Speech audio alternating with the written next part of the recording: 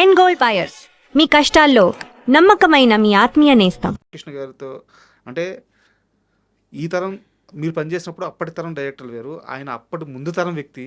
కానీ ఆయన విజన్ కానీ ఆయన గ్రాఫిక్స్ కానీ వేరే లెవెల్లో ఉంటాయి. స్టిల్ ఈ రోజు కూడా ఆయన చేసిన గ్రాఫిక్స్ ఇంత బడ్జెట్ వచ్చినా, ఇంత టెక్నికల్ యాక్సెస్ దొరికినా కానీ అలాంటి ఒక అవుట్పుట్ రావడానికి చాలామంది సాధ్యం కావట్లేదు.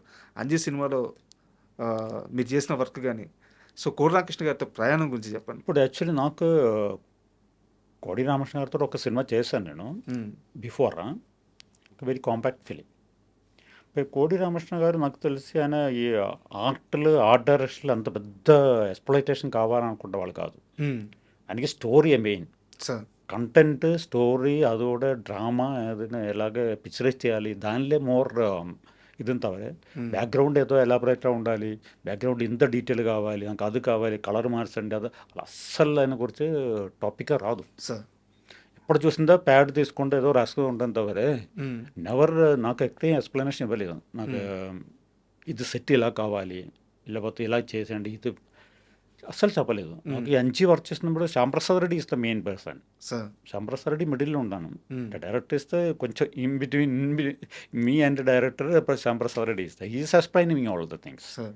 బట్ డైరెక్టర్ వింటారు, ఓకే అడిగి నాకు చెప్తాను తవరే, డైరెక్ట్ ఎక్స్ప్లెనేషన్ చాలా తక్కువనే వచ్చింది కోడి రామకృష్ణ గారితో. నాకు ఎక్కువ డైరెక్టర్ యాజ్ అ డైరెక్టర్ నాకు మోర్ ఇంటరాక్షన్ ఉంటుంది రాఘవేంద్ర గారే. ఆయనతో ఎక్కువ ఇలాగ సెట్టింగ్స్లన్నీ మోర్ ఇంట్రెస్ట్ ఉండేవాళ్ళే రాఘవేంద్ర గారే.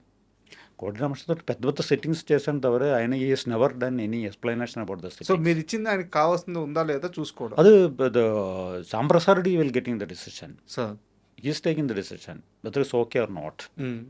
కోడి Ramakrishna garu is doing only the drama part and all the other sequence, all that visual things and all Shyamprasad Reddy is doing. Even Anchi and Arundhati also all visions he done. But ఆయనతో discuss చేసి ఏదో తీసుకోవడం తెలియదు, but is explain me all the things. Shyamprasad Reddy actually also having a directorial vision, but he never done the direction. And Arundhati సినిమాలో sir అంటే art direction cinema కోసం ఉపయోగపడడం వేరు, సినిమాలో ఉండడం వేరు, సీన్లో ఆర్ట్ వర్క్ ఉండడం వేరు. అరుంధతి సినిమాలో విలన్ని ఆ బాక్స్లో వేసేసి రుద్ర శూల అవన్నీ తీసుకొచ్చి మూసేసేయండి అని చెప్పినప్పుడు వాటి మీద ఆ ఓం అనే ఆ డిజైనింగ్ కానీ, ఆ సమాధిని చేసే విధానం కానీ, ఆ రాళ్ళు అవి పెట్టడం కానీ, సో అక్కడ సీన్లో ఆర్ట్ వర్క్ కనిపించింది. సో అరుంధతి మీకు ఎంత పెద్ద ఛాలెంజింగ్ అయింది, లేదా ఎలాంటి ఒక ఎక్స్పీరియన్స్ ఇచ్చింది? నాకు తెలిసి అరుంధతి ఫస్ట్ అప్రోచ్ చేసిన టెక్నీషియన్ నేనే, శ్యాంప్రసాద్ రెడ్డి. ఓకే, ఆ స్టోరీ నాకు కూడా ಇದಕ್ಕೆ ముందే ఫస్ట్ ఎక్స్ప్లెయిన్ చేశారు. ఆ స్టోరీ ఆయన చెప్పినప్పుడే నాకు ఒక చాలా ఇది అనిపించింది. ఆయన సౌండ్ ಅವರು డిస్క్రైబ్ చేసింది అలాగే ఒక్కొక్క క్యారెక్టర్ చాలా బాగా నచ్చింది నాకు ఆ సౌండ్. తర్వాత ఇమ్మీడియట్ నాకు నేనే ఆర్డర్ ఫస్ట్ డిసైడ్ చేశారు, తర్వాత కెమెరామెన్ ఎవరు, విఎఫ్ఎక్స్ ఎవరు అన్నది సెకండరీ థింక్ చేశారు. ఆయన ఇలాగా సెట్ కావాలి మెయిన్, నిజానికి కోట చాలా ఇంపార్టెంట్, కోట ఇంపార్టెంట్, ఆ కోటల్ కావాలి సెట్. అది డిస్కషన్ ప్లానింగ్ మొదలు రాహుల్ నంబియార్ ఎంటర్ అయింది, విఎఫ్ఎక్స్ త్రూ రాహుల్ నంబియార్ వచ్చారు. Rahul Nambiar is done some visually impact create చేసి ఇచ్చారు ఆయన. అలాగే నా ఇది సెట్ పెద్ద ప్యాండమ్ ఓపరా స్టైల్ పెద్ద massive palace settings first Annapurna స్టూడియోలో వేసింది. తర్వాత each and every details is very particular about the details. ఎవరు శ్యాంప్రసాద్ రెడ్డి వచ్చి చూసిన తర్వాత అడుగుతారు, సో ఎవరు are you okay, are you okay అని చెప్పినప్పుడు ఏదో క్వశ్చన్ మార్క్ ఉంది మీనింగ్. అప్పుడే మనం థింక్ చేయాలి, ఏదో సంథింగ్ ఆయనకి ఏదో నచ్చలేదు దానికోసం ఓకే అని అడుగుతున్నాను. బట్ ఫస్ట్ అన్నీ మనం ఓకే చేసి మన హ్యాపీ అయిన తర్వాతనే షూటింగ్ వెళ్తారు. నాకు 2 days కావాలి అవుతుంది, no problem, you take your own time. అలాగే 2 years అయింది ఆ సినిమా షూటింగ్ చేసి బయటకు వచ్చింది. బట్ అరుంధతి మధ్యలో అంతకు ముందు వేరే డైరెక్టర్ ఉన్నారు, వారి తర్వాత కోడి రామకృష్ణ గారు యాడ్ అయ్యారు అని చెప్పి తెలిసింది. సో ఆ గ్యాప్ ఎందుకు వచ్చింది సార్? ఆ వర్క్ శ్యాంప్రసాద్ రెడ్డి గారికి ఆయన డైరెక్షన్ నచ్చలేదు, అందుకని మళ్ళీ కోడి రామకృష్ణ గారిని తీసుకొచ్చని చెప్తారు. అందుకే కోడి రామకృష్ణ సినిమా చేయను ఆయన ఎవరు Shyamprasad Reddy still, because that's why he still వాళ్ళిద్దరు బాండింగ్ అది వాళ్ళ మధ్యలో ఉండే ఒక అండర్స్టాండింగ్ చాలా అండర్స్టాండింగ్ అది. ఆ డైరెక్టర్ సెట్ అవ్వదు, ఎవరు కూడా సెట్ అవ్వదు. శ్యామప్రసాద్ రెడ్డికి ఒక ఏదో ఆయన మైండ్లో ఏదో అనుకుంటుందో ఎక్స్ప్లెయిన్ చేయడానికి కష్టం, అది ఎవరో త్రూగా వస్తుంది. ఆయనకి కరెక్ట్ అయిన ప్రాపర్ పర్సన్ కావాలి, కరెక్ట్ క్యాచ్ చేసే పర్సన్ కావాలి. అది దొరకకపోతే ఆయన అప్సెట్ అయిపోతుంది. దానికోసం I couldn't make a film. But Anji విషయంలో ఏం జరిగింది సార్? అంజీ అంటే నిజం చెప్తున్నాను, ఇప్పటికీ స్టిల్ ఈ రోజుకి కూడా తెలుగు సినిమా పరిశ్రమలో మేము చూసిన ఆ విజువల్స్ కానీ, ఆ ఆర్ట్ వర్క్ కానీ, ఆ గ్రాండియర్ కానీ one of the best movie Anji. కానీ అంత ఈజీగా ఆ సినిమా ప్రయాణం సాగలేదు. 4-5 సంవత్సరాల పాటు చాలా కష్టాలు పడ్డారు ఆ సినిమా తీయడానికి అని చెప్పారు. సో అంజీ కోసం కష్టపడ్డ అతిపెద్ద చేతుల్లో మీ చేతులు కూడా ఒకటి. అంజీని ఫుల్ సినిమా నేను చేయలేను యాక్చువల్లీ.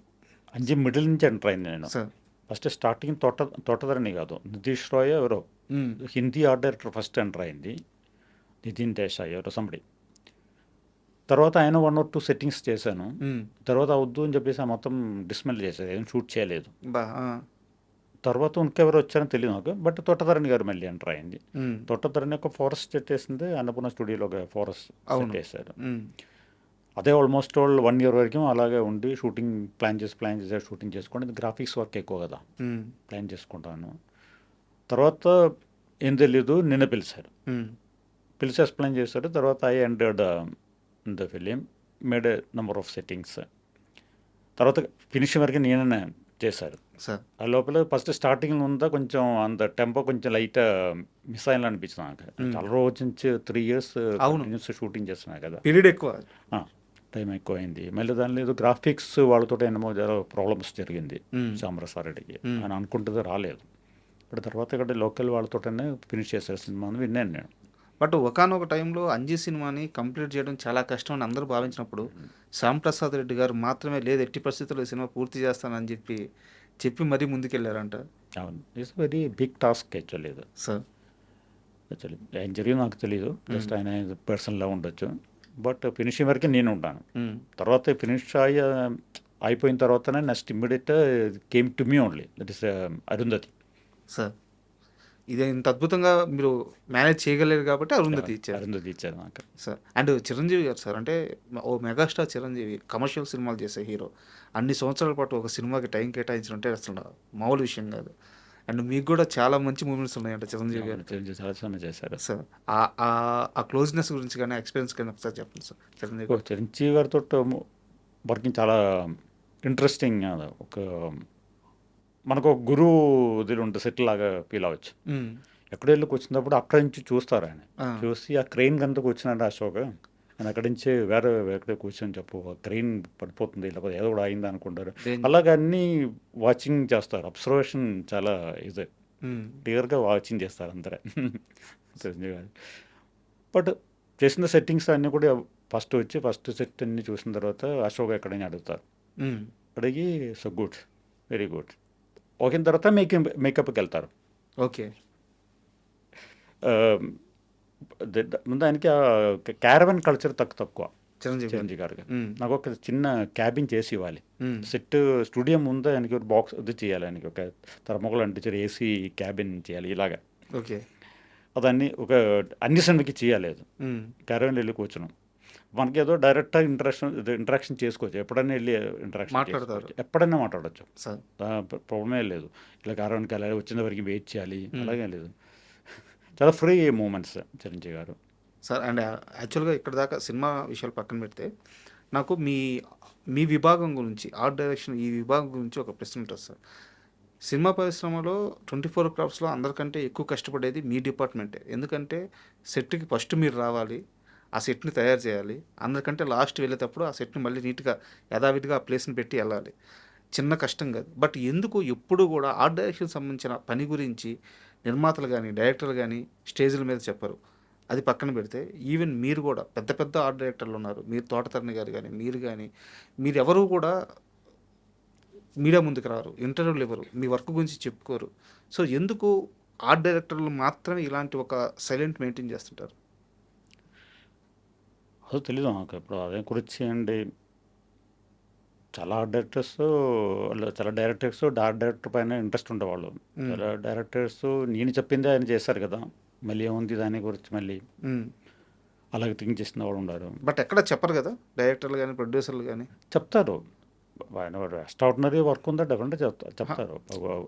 నేను చెప్పేది ఒక స్టేజ్ మీద కామన్ ఆడియన్స్కి మీ వరకు రీచ్ అయ్యే విధానం గురించి నేను చెప్తాను.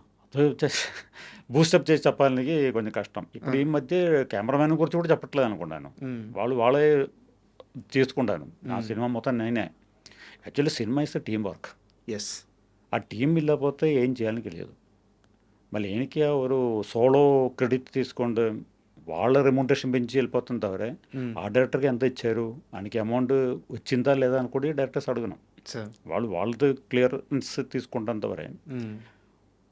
బట్ నాకు ఎలా problems I'm more close to the producers. Producers ఆ డైరెక్టర్ లాగా వర్క్ చేస్తాను నేను. మోర్ ఫ్రెండ్లీ అన్ని ప్రొడ్యూస్ తోటి చాలా కరెక్ట్. మీ ట్రావెల్ అంతా కూడా ఎక్కువ హీరోలు డైరెక్టర్ల కంటే కూడా నిర్మాతలతోనే ఎక్కువ జరిగింది. అవును, వాళ్ళకి అది ఖర్చు పెట్టి చేస్తుంది. వాళ్ళకి ఎందుకు ద్రోహం చేయాలి మనం? సినిమా కావాలంటే వాళ్ళతో కష్టపడి చేస్తున్నాను. అశ్విని దత్ గారండి నాతో చాలా పక్కన ఉంటారు. మన సెట్ చేసినప్పుడు ఆయన వచ్చి కూర్చుతారు మన పక్కన. ఆడిటర్ ఏం కావాలి, నాయుడు గారు అందరూ ఆడిటర్ ఏం కావాలి చూడండి, ఆడిటర్ సెట్ చేయకపోతే మీకు వేయండి. ఆ టైం ఉంటే ట్రీట్మెంట్ డిఫరెంట్. ఇప్పుడు ఈ ప్రజెంట్లో ఉండే సినిమా గురించి నాకు కొంచెం ఎక్కువ తెలీదు. మిడిల్లో కొంచెం బ్రేక్ తీసుకుంటాను నేను. బట్ పదకు ముందు ఉండాలి ఆడిటర్కి ఇంపార్టెంట్ ఉంది. నాయుడు గారిని చెప్తారు ఆడిటర్ అన్నది చాలా ఇంపార్టెంట్. ఆయన వసంతమాళిగా సినిమా కూడా చెప్తారు. వసంతమాళియాలో ఫుల్ సెట్ ఇల్లపోతే సెట్లే ఫుల్ సినిమా అసలు ఆ ఫీలే రాదు. ఆ సినిమా ఫీల్ రాదు. ఆ డైరెక్టర్ కదా మెయిన్. ఆ డైరెక్టర్ ఉంటేనే కాస్ట్యూమ్ ఏం కలర్ పెట్టాలి, లేకపోతే సెట్లు ఏం కలర్ వేయాలి, ఆ డైరెక్టర్ చెప్పాలని చెప్తారు. అప్పుడు ఆ director having that important. But నేను వచ్చిన తర్వాత బ్రాట్ మోర్ రియాలిటీ. ఒక హౌస్ సెట్లా ఉండకూడదు, రియలా ఉండాలి. అప్పుడు మీకు తెలియదు అది సెట్టా లేకపోతే ఒరిజినల్ తెలియదు. నా సెట్ చూడండి నేను ఎక్కడ మీకు ఐడెంటిఫై అవ్వదు సెట్టా ఒరిజినల్. ఈవెన్ చార్మినార్ కూడా ఎవరికి తలమంతా తెలియదు. అది తర్వాత తరంలో కొన్ని సంవత్సరాలు అయిన తర్వాత అది సెట్ అని చెప్పినాక అప్పుడు టాక్ ఆఫ్ ది టౌన్ అయింది. అవును, అది he knows that proportion scale అని. ఆ స్కేల్ ప్రకారం వర్క్ చేస్తున్నాను. ఇప్పుడు పరువు ప్రతిష్ట సెట్ సినిమా కోసం సెట్ వేసాడు ఇక్కడ రామన్నరి స్టూడియోలో, గ్రేట్ టౌన్లో. అప్పటి వరకు గ్రేట్ టౌన్లో ఎవరు అంత సెట్టింగ్ చేయలేదు. ఆ సెట్ ఎనీ బ్లాక్ చూసకుండా రియల్ హౌస్ లాగా ఫీల్ అవుతుంది. But it's totally open. ఎక్కడైనా కెమెరా పట్టచ్చు, ఎక్కడైనా మూవ్ చేసుకోవచ్చు. చాలా almost 5 years it was there in the studio. అలాగే చాలా సినిమా చేశారు దాన్ని. ఈవెన్ డేవిడ్ దావేనే చాలా సినిమా చేశారు. అలాగే ఫస్ట్ నుంచి అలాగే ఎక్స్పెరిమెంట్లు చేసుకుంటూ వచ్చేసాను నేను. రియలిస్టిక్గా ఉండాలి, ఆరు హానెస్టీ ఉండాలి సెట్లో. ఆ director is not suppose to dominate.